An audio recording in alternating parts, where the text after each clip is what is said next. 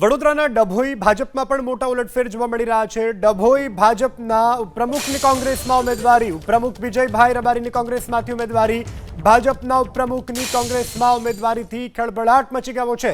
વડોદરાથી આ સમાચાર પ્રાપ્ત થઈ રહ્યા છે કે જ્યાં ડભોઈ ભાજપમાં મોટા ઉલટફેર જોવા મળી રહ્યા છે। ડભોઈ ભાજપના ઉપપ્રમુખની કોંગ્રેસમાંથી ઉમેદવારી, તેઓની આ કોંગ્રેસમાંથી ઉમેદવારીને લઈ અને હાલ રાજકીય ચર્ચાઓ પણ વેગવંતી બની જોવા મળી રહી છે।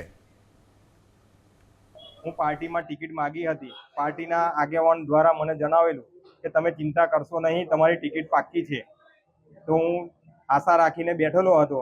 પછી ટિકિટ જાહેર થઈ એટલે મેં પછી કોંગ્રેસ પાર્ટીમાં જોઈન કરવાનું વિચાર્યું અને કોંગ્રેસ પાર્ટીએ મને ટિકિટ પણ આપી અને વોર્ડ નંબર 9માંથી ટિકિટ આપી છે અને હું જંગી બહુમતીથી આખી પેનલ જીતાડવાની જવાબદારી પણ લીધેલી છે।